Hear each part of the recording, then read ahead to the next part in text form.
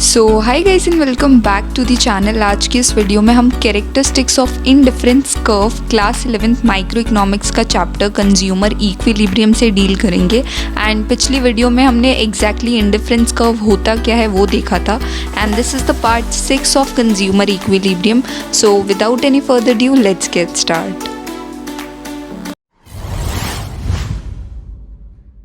So guys, our first characteristic is that higher indifference curve show higher level of satisfaction। इसका क्या मतलब हुआ कि जितना ज़्यादा इंडिफरेंस कर्व ऊपर होगा उतना ज़्यादा मुझे सेटिस्फैक्शन मिलेगा।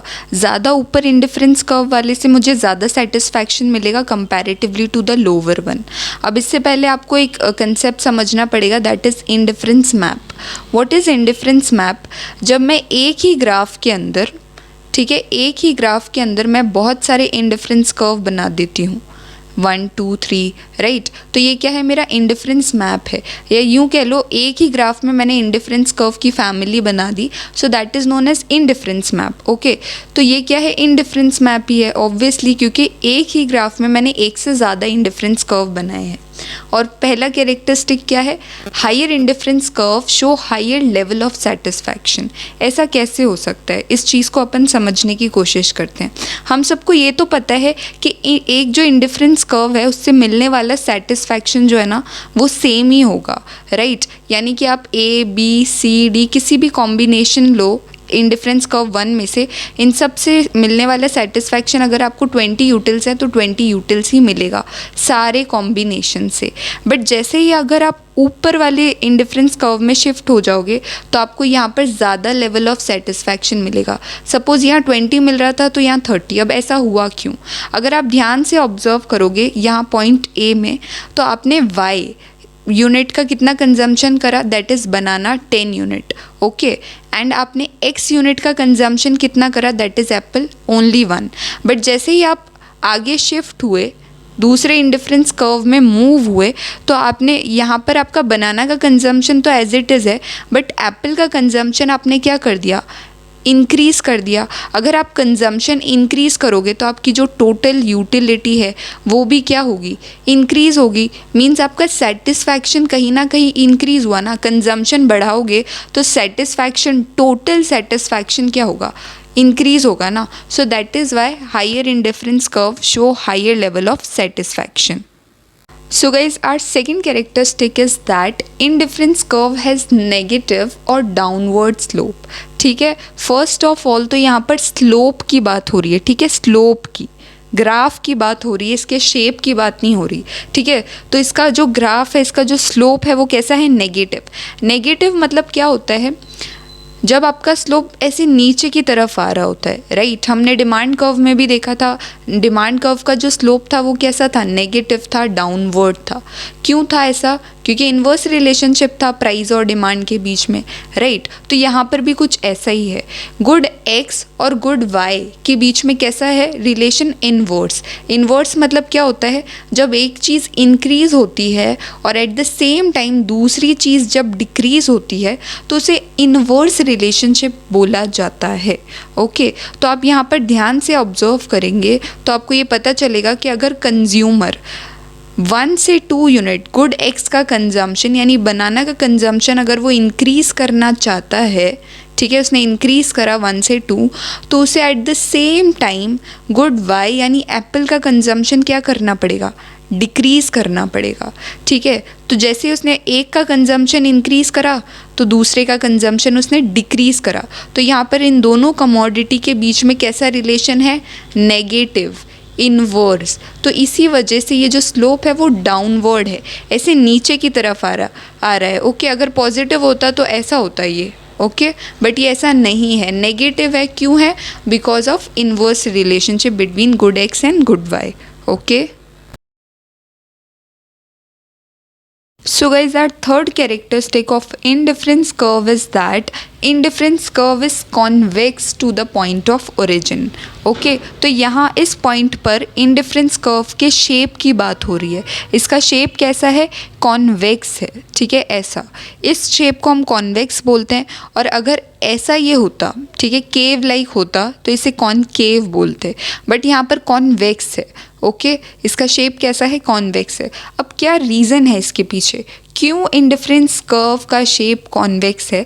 इसका सिंपल रीज़न है marginal rate of substitution. Marginal rate of substitution क्या होता है वो अपन कॉम्प्रिहेंसिवली पिछले वीडियो में देख चुके हैं, बट फिर भी यहाँ पर मैं क्रक्स बता दूँ तो what is marginal rate of substitution?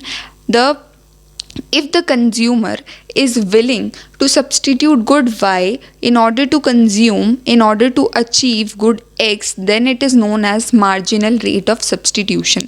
यानी good X को और ज़्यादा अचीव करने के लिए वो कितना रेडी है, कितना विलिंग है कि वो good Y को क्या करे, सब्सटीट्यूट करे। वही वाला कंसेप्ट, कुछ पाने के लिए कुछ खोना पड़ता है, राइट?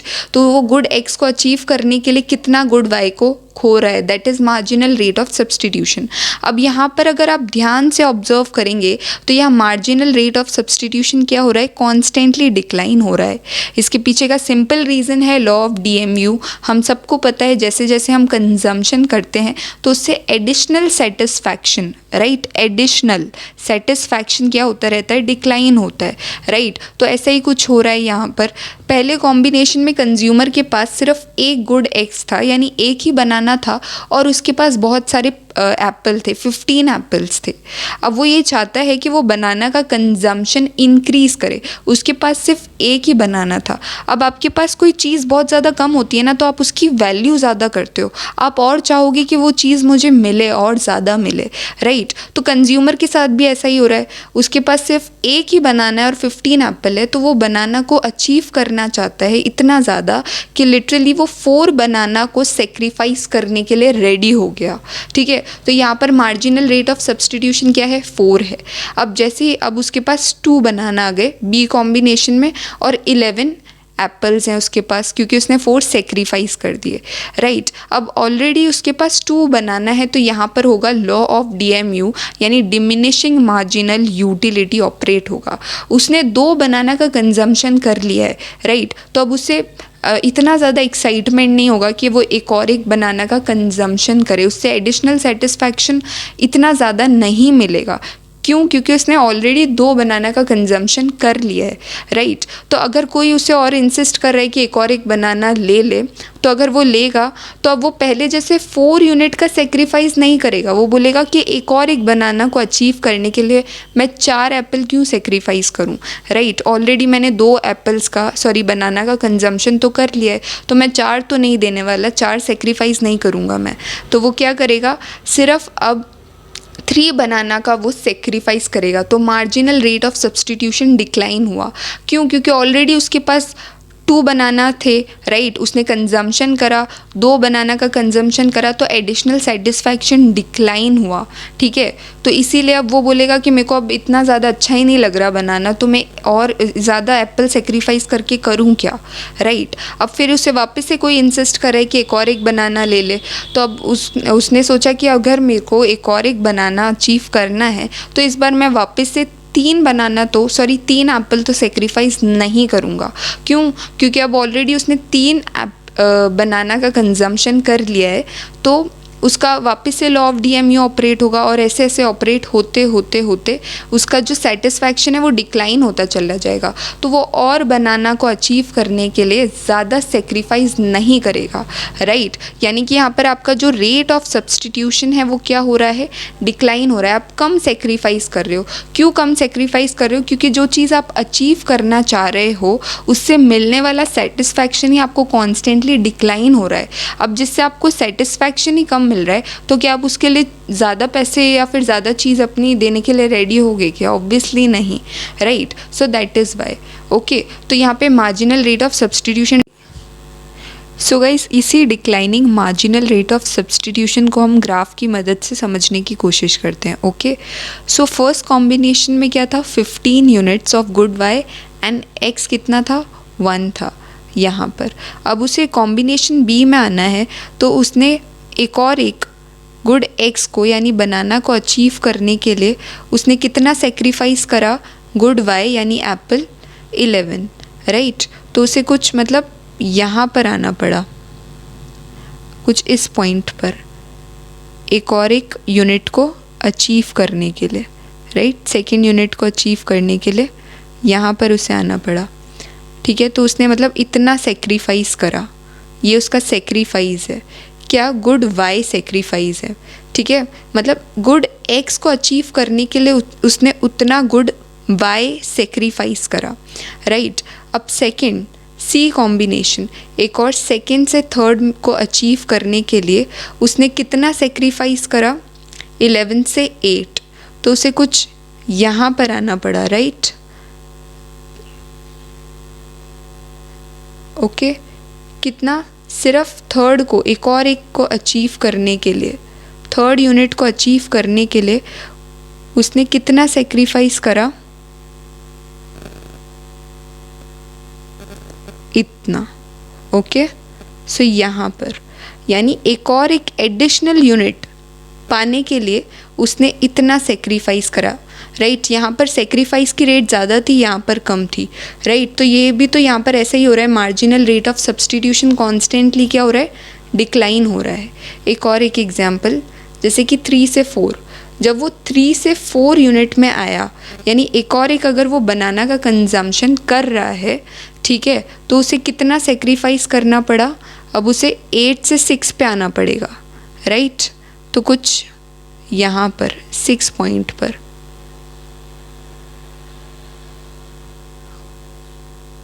थ्री से 4 को अचीव करने के लिए उसने इतना, तो ये कितना है? उसका सेक्रीफाइस है, राइट। पहले ज़्यादा, फिर थोड़ा कम, अब बहुत कम, राइट। यू कैन सी कि यहाँ पर जो मार्जिनल रेट ऑफ सब्सटीट्यूशन है वो ग्राफ में भी क्या हो रहा है? कॉन्स्टेंटली डिक्लाइन हो रहा है।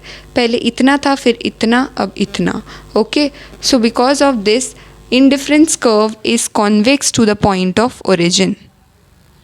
So guys, our last characteristic is that two indifference curve can never intersect each other. दो indifference curve कभी भी एक दूसरे को intersect नहीं कर सकते. intersect मतलब दो कर्व एक साथ कभी भी मिल नहीं सकते. ओके, सो अगर मान लीजिए अगर ऐसा होता कि दो indifference curve मिल रहे हैं, ठीक है, एक दूसरे को इंटरसेक्ट कर रहे हैं, तो इट मीन्स कि दोनों इंडिफरेंस कर्व से मिलने वाला सेटिस्फैक्शन आपको क्या हो जाता? सेम हो जाता, राइट। दो अलग अलग इंडिफरेंस कर्व आपको सेम लेवल ऑफ सेटिस्फैक्शन दे रहे हैं, बट हमने पहला ही कैरेक्टरिस्टिक क्या पढ़ा था कि higher indifference curve show higher level of satisfaction, right. ऐसा ही होता है ना, बट अगर इंटरसेक्ट करते तो आपको सेम लेवल ऑफ सेटिस्फैक्शन मिलता, और ये प्रैक्टिकली पॉसिबल भी नहीं है। इसे एक एग्जांपल से समझते हैं। फॉर एन इंस्टेंस ये इंडिफरेंस कर्व 1 है और ये 2 है, ठीक है। इंडिफरेंस कर्व में यहाँ कॉम्बिनेशन ए में आपने 4 यूनिट ऑफ गुड वाई का कंजम्पशन करा है और 8 यूनिट ऑफ गुड एक्स का कंजम्पशन करा है, तो इससे आपको सेटिस्फैक्शन कितना मिला? फॉर एन इंस्टेंस 30 यूटिल्स का, राइट। अब यहाँ इंडिफरेंस सेकेंड है, ठीक है। अब ये दोनों कहाँ पर मीट हो रहे हैं? यहाँ बी पॉइंट पे, ठीक है। आपने यहाँ पर गुड एक्स का कंजम्पशन अभी भी 8 ही रखा है, बट आपने गुड वाई का कंजम्पशन क्या कर दिया? इंक्रीज कर दिया, 4 से 6 कर दिया, राइट। तो आपका जो सेटिस्फैक्शन है वो भी तो क्या होगा? इंक्रीज होगा, राइट। सेटिस्फैक्शन इंक्रीज होगा, बट यहाँ पर ये क्या हो रहा है? यहाँ पे ये मीट हो रहे हैं, ठीक है। अगर मीट हो रहे तो मतलब इससे और इससे, इन दोनों कॉम्बिनेशन से मिलने वाला सेटिस्फैक्शन आपको सेम मिल रहा है, जो कि प्रैक्टिकली पॉसिबल ही नहीं है, क्योंकि इसकी पहली कैरेक्टरिस्टिक ही ये है कि higher indifference curve show higher level of satisfaction, right. तो ये चीज़ गलत है कि दो इंडिफरेंस कर्व एक दूसरे को इंटरसेक्ट करेंगे, कभी इंटरसेक्ट नहीं करेंगे, right. I hope you all get clear with this. So guys, this was all about today. I hope आपको ये टॉपिक क्लियर हुआ होगा. अगर क्लियर हुआ तो please subscribe and also hit the like button. Thanks for watching.